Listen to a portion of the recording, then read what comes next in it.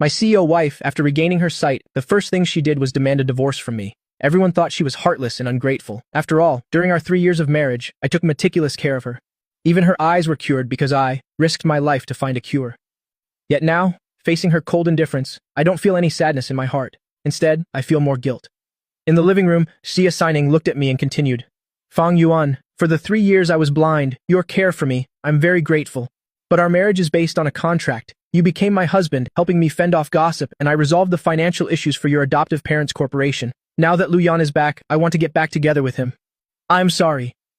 After the divorce, this house will be yours, and I'll give you an additional 50 million in alimony. After she finished speaking, Xia Xining didn't dare to look at me anymore, but my reaction was unexpectedly calm. I agree.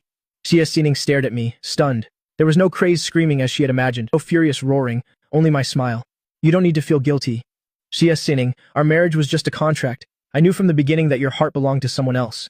You saved my adoptive parents' corporation, and I'm very grateful. Let's just end it as the contract states. I'll take what's rightfully mine. I handed the peeled apple in my hand to Xia Xining. Do you want an apple?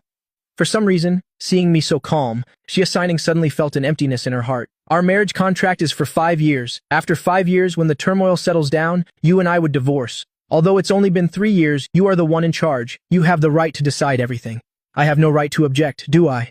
With a complicated expression, Xia Xining took the apple from my hand. In that moment, she felt my love suddenly disappear. You'll find some time to move out. I won't cause any trouble for you two. You don't need to give me the house. Just as the contract says, giving me 10 million is enough. When I returned to my room, I finally let out a sigh of relief. The moment I saw Xia Xining regain her sight, I had already anticipated today's outcome. Married for 3 years, I knew better than anyone how much Xia Xining longed for her white moonlight, Lu Yan. She even called his name in her dreams. The moment Lu Yan called and she heard his voice, no matter how much I had given, I was destined to be a complete loser. Going to my desk, I opened the drawer and took out a photo of us together from inside. The girl in the photo was a 9/10 match for Xia Xining. Anyone who didn't know would think they were twin sisters. I'm sorry. All these years, I've always seen Xia Xining as a substitute for you. I know it's not fair to Xia Xining. She is clearly the savior of my family. Therefore, I did my utmost to treat Xia Xining well. Now that the contract is over, I finally don't have to endure this guilt anymore. It's just that I really miss you. Where on earth are you? I hugged the photo frame to my chest, trying to suppress the heart-wrenching pain. Suddenly, there was a knock on the door. I hurriedly hid the photo in the drawer. In 3 years of marriage, this was the first time Xia Xining had knocked on my door.